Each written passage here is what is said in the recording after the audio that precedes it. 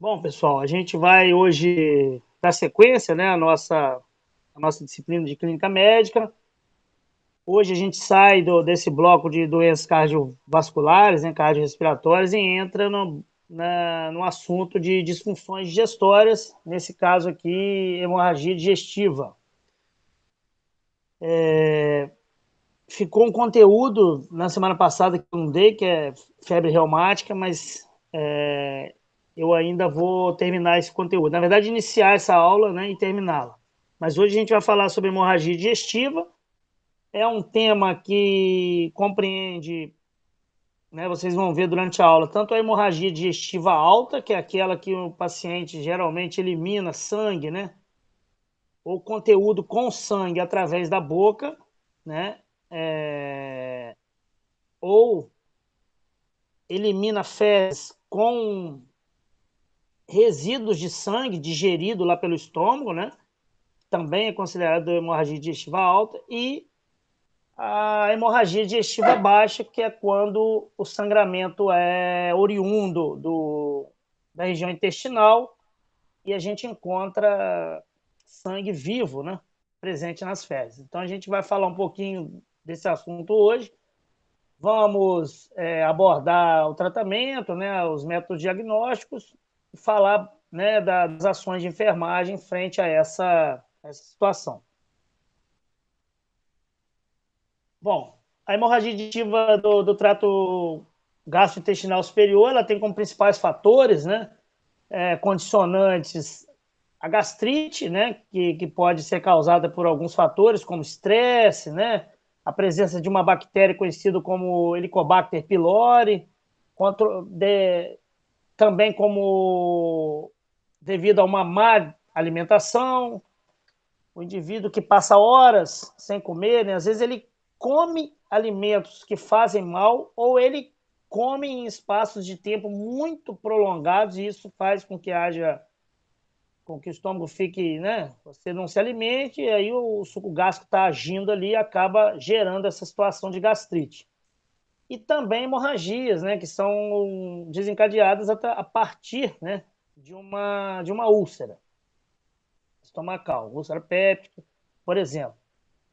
A gente tem como outra causa de sangramento também as varizes esofagianas, muito comum em pacientes etilistas crônicos, né? Pacientes que são usuários de álcool, né? Que fazem uso do álcool durante muitos anos. Esses pacientes, alguns acabam evoluindo com complicações, entre elas a hemorragia digestiva desencadeada por essas varizes do esôfago, né?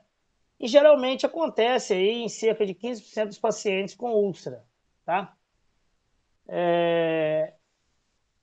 O sangramento geralmente ele ocorre na porção distal do duodeno, né? Também pode e aí esse sangramento, quando é desencadeado, ele se manifesta tanto como hematêmese, que é a presença de sangue juntamente com vômito, né?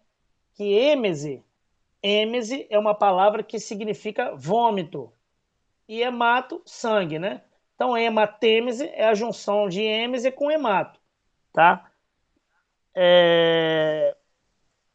Tanto que a medicação para tratar o vômito ela é conhecida como antiemética, tá?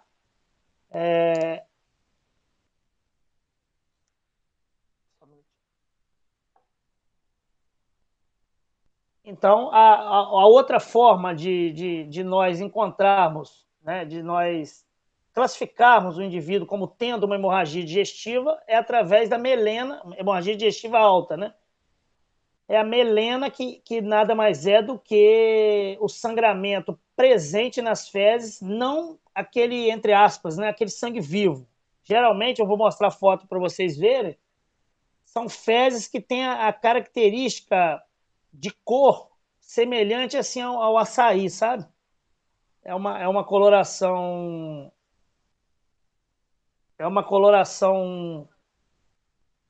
escura, né? E aí aquilo além daquela característica de cor, tem um cheiro muito característico também, um cheiro muito forte, que é tanto das fezes misturadas com aquele sangue digerido, né? Porque normalmente o sangramento ele é oriundo ou do esôfago ou no estômago, né? E aí o suco gástrico acaba agindo sobre aquele sangue, e aí aquele sangue digerido segue o trajeto normal, vai para o intestino delgado, depois chega ao intestino grosso e acaba se misturando às fezes quando essas são eliminadas. Então aqui tem uma foto da esquerda, né? É...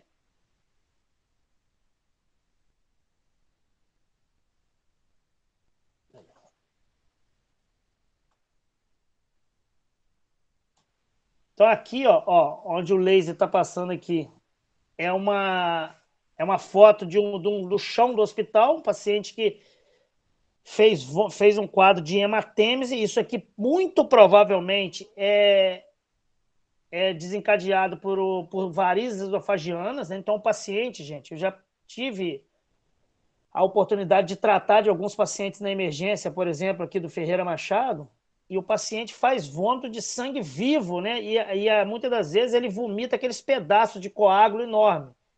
É uma situação considerada grave, porque se esse sangramento não for contido, através, por exemplo, da cauterização feita a partir da endoscopia ou da colocação de uma sonda conhecida como Sangstaken Blackmore, que é uma sonda que tem um balão esofágico, que o enfermeiro até passa, eu já passei lá no Ferreira. Esse balão, né, ele tem uma dimensão assim como se fosse um salsichão, ele cheio. E aí você passa a sonda até o estômago. Tem dois balões. Tem um balãozinho menor, tipo a sonda de urina, sonda vesical Foley. Você enche aquele primeiro balão que fica lá na extremidade distal da sonda, puxa a sonda para cima. Aquele balão cheio não vai permitir com que a sonda saia, né? E aí, com ela puxada, você enche o segundo balonete, que é esse que fica na, na sonda, no local equivalente ao esôfago. E aí, esse balão cheio, ele acaba comprimindo esses vasos que estão sangrando, e aí a gente consegue, né, frear esse sangramento.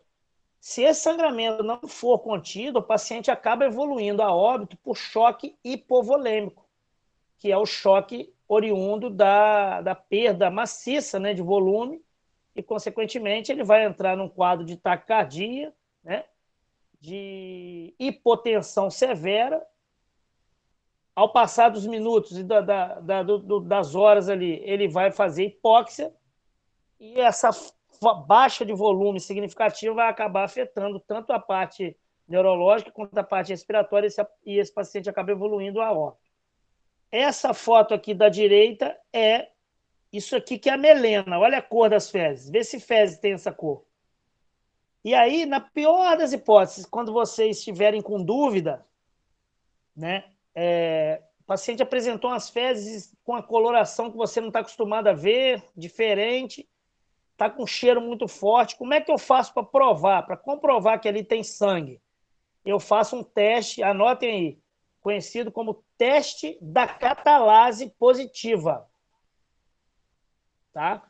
Então, o teste da catalase positiva é quando eu jogo nas fezes ali água oxigenada, e aonde eu joguei ali a água oxigenada faz aquela espuma, né? Reage a água oxigenada com o sangue que está ali, entre aspas, escondido no meio das fezes. Então, se eu jogar água oxigenada nas fezes e as fezes espumarem, é porque ali tem sangue, beleza? Então, o que dá a característica da melena é essa coloração, tá? E o odor muito, muito diferente, um odor muito forte, que é em virtude desse sangue que está digerido, né? Um sangue que começou a partir do estômago ou do esôfago, né? O estômago, a partir do suco gástrico, digeriu esse sangue seguiu o trajeto do intestino. Vocês estão me ouvindo bem, gente? Sim, professor, estamos ouvindo bem. Tá ok. Bom, Em relação aos sinais e sintomas, né? Geralmente, quando ocorre a hematêmese, o conteúdo pode se assemelhar tanto à borra de café, tá? O paciente vomita um sangue que já foi, vamos supor, às vezes ele está com sangramentozinho no estômago, não é um sangramento grande, e aí esse sangramento começou, o suco gástrico digeriu, aí às vezes ele comeu alguma coisa e tal, ele se sente mal, vomita, e o vômito parece igual borra de café, quando a gente coa o café no coador e que a gente vai jogar aquele pó que está ali úmido fora, esse vômito tem essa característica também. A gente fala que é característica de borra de café. Quando não é essa característica, é aquele sangue vivo que nós vimos na foto anterior. Todas as vezes, na grande maioria das vezes, que o paciente faz vômito, faz um quadro de hematêmese, e o sangue se encontra daquele sangue vermelho vivo e com pedaços de coágulo, é porque muito provavelmente esse sangramento está ocorrendo ali no esôfago, a partir dessas varizes esofagianas. Tá bom? Vamos lá. Então, aqui, ó, quando a hemorragia é volumosa, a presença de muito sangue no vômito. Né? Então, assim, quando geralmente esse paciente está num quadro assim agudo, né, de sangramento ali dessas varizes esofagianas, é tanto sangue e a gente não dá conta, né? Quando a gente ingere o sangue, aquilo causa um mal-estar tão grande que geralmente a gente coloca para fora. E aí, essa é a força que ele faz, porque ele fica enjoado com aquele sangue. Essa força que ele faz na hora do vômito faz com que haja mais sangramento ainda. Então, essa perda considerável de sangue vivo, né, vai fazendo com que haja o quê? Perda de volume. Quando você tem a diminuição do volume dentro dos vasos, você tem a diminuição da tensão dentro deles, então a pressão cai, né? Como mecanismo compensatório, o coração começa a bater mais rápido, porque tem menos volume, isso é ataque cardíaco.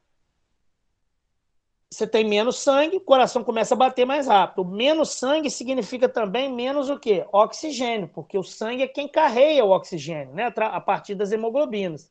Então, você com menos oxigênio, também por um mecanismo compensatório, nós começamos a respirar mais rápido, tentando buscar mais oxigênio. Então, o indivíduo ele apresenta essa hematêmese em grande quantidade, ele começa a ficar taquicárdico, começa a ficar hipotenso, e começa a ficar taquipneico.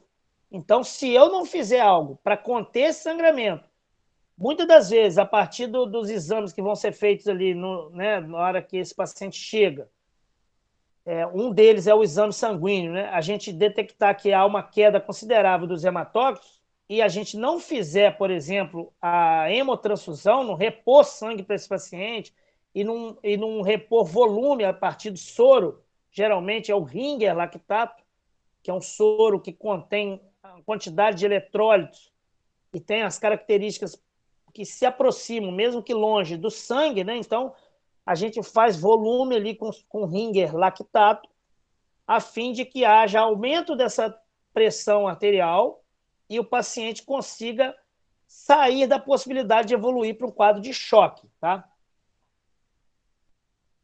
Bom, ainda sobre os sinais e sintomas, primeiro deles aqui, desmaio. Por que vai desmaiar?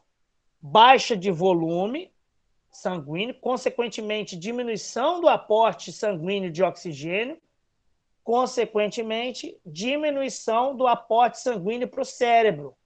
Então, o desmaio é como se fosse um mecanismo, né, entre aspas, de defesa, né? É como se desligasse, desarmasse o motor ali. O motor tá entrando num curto-circuito, então o corpo dá aquela, né, por falta de oxigenação. Náusea, o paciente fica nauseado justamente por conta do sangue presente ali, né? O sangramento em grande quantidade. A confusão mental, justamente por isso que eu acabei de falar, falta de oxigenação ou diminuição, aliás, considerável do aporte de oxigênio cerebral. Então, essa hipóxia vai gerar confusão mental, vai gerar agitação psicomotora. Por que o paciente sente sede? Ele começa, geralmente, gente, quando o paciente. E aí, saindo um pouco dessa questão da hemorragia digestiva, quando a gente tem traumas assim graves, né? O paciente sofre um acidente, perde uma quantidade muito grande de sangue, tem uma amputação traumática, chega já chocado no hospital, a primeira coisa que ele pede e pede incessantemente é água. Por que ele pede água? Porque ele perdeu um volume tão grande de sangue que, juntamente com o sangue, ele perde água. Então, ele desencadeia uma desidratação severa num curto período de tempo. Essa desidratação faz com que ele fique pedindo, né, fique relatando que está com muita sede. E aí, por último aqui, a oligúria. A oligúria é a diminuição do volume urinário para geralmente menos de 50 ml em 24 horas. Então, se quiserem anotar aí, é a diminuição do débito urinário, aí bota entre parênteses, menor do que 50 ml num período de 24 horas. Claro que aqui nós estamos falando de urgência, né? Ali do atendimento de urgência. Então, esse paciente,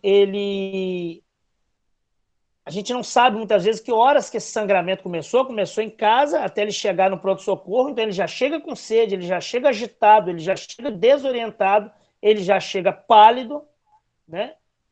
E relatando sede, e quando a gente, normalmente um paciente desse, ele vai ser alocado numa unidade de terapia intensiva ou semi-intensiva, né? Porque ele precisa ser monitorizado, vai ser instalada uma sonda vesical nele para a gente mensurar o débito urinário, e a gente vai ver que não vai ter quase que urina nenhuma, e o pouco quantidade de urina que vai ter vai estar super concentrada. A gente vai instalar uma sonda gástrica nesse paciente e colocar essa sonda em sifonagem, com S. Vocês vão aprender isso em Fundamentos 2 comigo.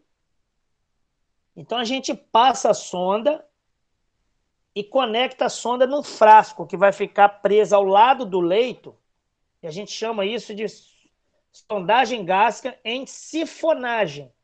Sifonagem significa dizer que a sonda vai ficar drenando. Então, a gente faz isso para a gente monitorar um possível sangramento ali gástrico ou esofagiano, né? Ao mesmo tempo, quando o conteúdo que estiver nesse frasco estiver claro, não tiver presença de sangue, a gente vai ter a certeza de que esse sangramento parou, tá? Então, necessariamente, a gente instala o catéter vesical, monitora o paciente, coloca os eletrodos e monitora ele a partir do monitor cardíaco, e também a gente instala uma sonda gástrica para poder medir, observar, né, e monitorar possíveis episódios novos de sangramento gástrico, né, ou esofagiano. O tratamento para um paciente com esse quadro de hemorragia digestiva, né, ele, mais do que tudo, mais importante, a gente tem que lembrar, é que ele vai consistir basicamente na tentativa de sanar esse sangramento, né, de conter esse sangramento. Então, muitas das vezes é importante tanto a anamnese, que é aquela coleta de informações com o paciente ou com a família, para a gente saber que horas que esse sangramento começou, se ele já teve outros episódios desse quadro de sangramento. Isso tudo vai nos auxiliar na hora do fechamento do diagnóstico. Então, assim, a perda sanguínea ela deve ser tratada mais do que imediato, né, para evitar o choque, porque quando o paciente choca, e aí eu acho que vocês vão ter ainda primeiros socorros, vai ser comigo, a gente tem uma aula de choque. Vocês vão ver que existem alguns tipos de choque. Nesse caso aqui, a gente está falando do choque hipovolêmico, que é o choque desencadeado por uma perda considerável de sangue, né? E aí o que caracteriza o choque, muitas das vezes, é uma hipotensão severa que pode levar o paciente à morte. Tá? Repor o sangue perdido através de hemotransfusão, né? O sangue é colhido no paciente, vai para o laboratório, uma parte desse sangue vai para o hemocentro, eles fazem a testagem do sangue, depois eles pegam um pouquinho desse sangue e testam, mesmo, vamos supor, eles fazem o teste e descobrem que o paciente é B positivo. Então, eles pegam a bolsa lá, que eles têm no estoque B positivo, e faz um teste com um pouquinho do sangue daquela bolsa com o sangue do paciente. Porque, às vezes, gente, mesmo sendo do mesmo tipo sanguíneo, reage. Então, esse teste é feito antes, porque se essa reação ocorrer quando o sangue estiver correndo no paciente, o paciente pode também evoluir a óbito, tá? Porque quando há essa reação, há um episódio conhecido como hemólise, que é a lise, ou seja, a quebra das hemácias. Então, quando o paciente sofre hemólise, ele geralmente vai a óbito, porque as hemácias dele são destruídas e aí não há transporte de oxigênio através do sangue. Esse cara acaba evoluindo mal. E outro objetivo do tratamento é estabilizar o paciente, né? Estabilizar a pressão, diminuir ali a taquipneia. É claro que esse paciente também vai ser colocado suporte de oxigênio nele, volume através da instalação de catéter venoso calibroso, né? Geralmente um paciente desse, ele é instalado nele 2 acessos venosos, um em cada braço, tá? Isso quando a gente não instala um catéter venoso central, que é geralmente na subclávia, ou na jugular interna, ou na femoral. Então, ó, as ações de enfermagem frente a uma situação dessa.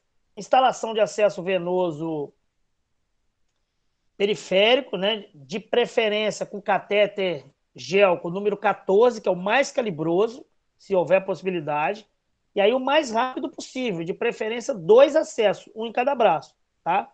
Para iniciar, assim, e não precisa nem de perguntar ao médico, não, instalou ali, obviamente que o soro vai estar aqui, ó, pendurado aqui já no suporte, colocou no catéter, pode abrir a torneirinha toda e deixar entrando assim com o máximo de volume possível, tá certo? Para a gente tentar tirar ele daquela situação de choque. Monitorização aqui, ó, importante isso, ó, da hemoglobina, tá?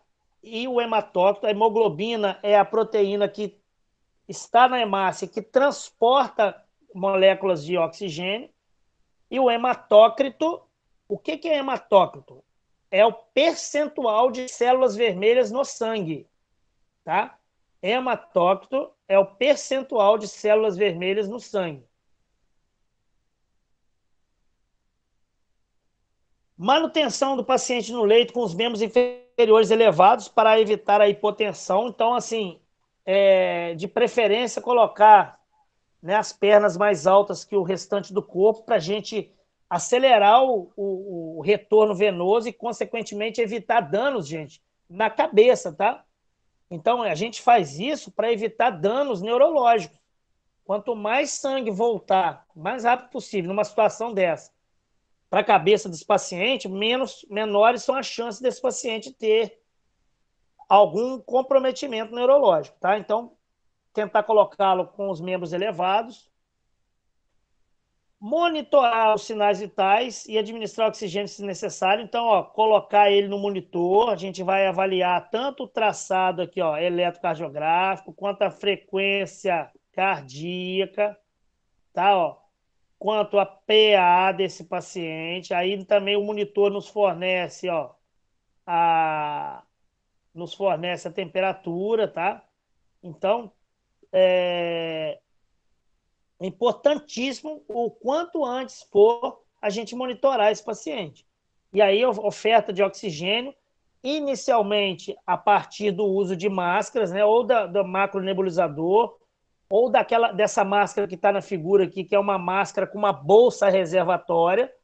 E aí, obviamente, que se aí tem alguns critérios para intubação do paciente, né? A gente vai ver isso quando a gente estiver falando, estiver tendo aula da disciplina de Fundamentos 2, na aula de ventilação e oxigenoterapia, a gente vai ver um pouquinho dessa questão de ventilação. Então, tem alguns critérios que são levados em conta quando a gente intuba ou não o paciente.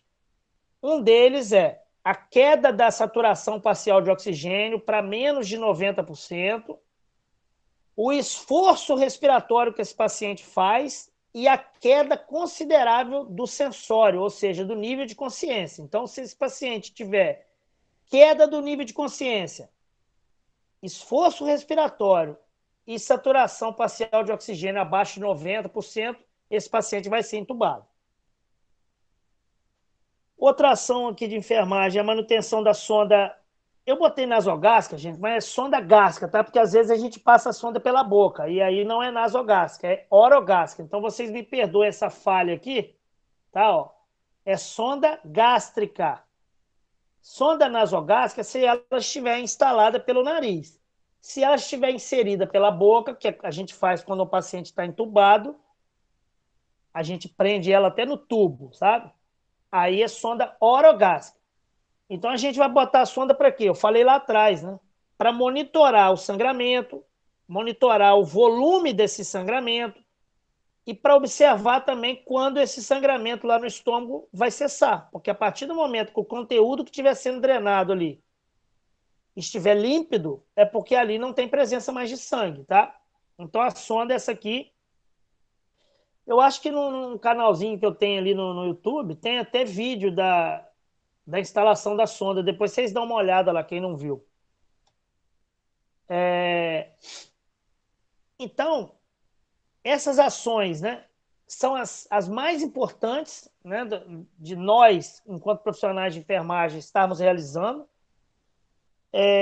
Esse paciente, apesar de ser um paciente que, na grande maioria das vezes, ele desencadeia esse quadro em casa, pode até ser que a gente, com um paciente internado por outro motivo, ele evolua, sim, para hemorragia digestiva. É um paciente que já tem uma propensão a ter, por exemplo, uma varize esofágiana, né?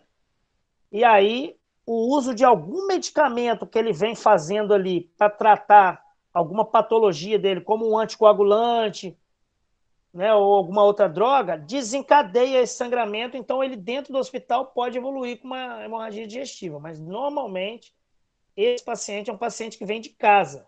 Por isso a importância da gente colher as informações ali quando ele chega para nós no hospital. Dúvida, gente? Alguém quer perguntar alguma coisa? Quer fazer alguma colocação?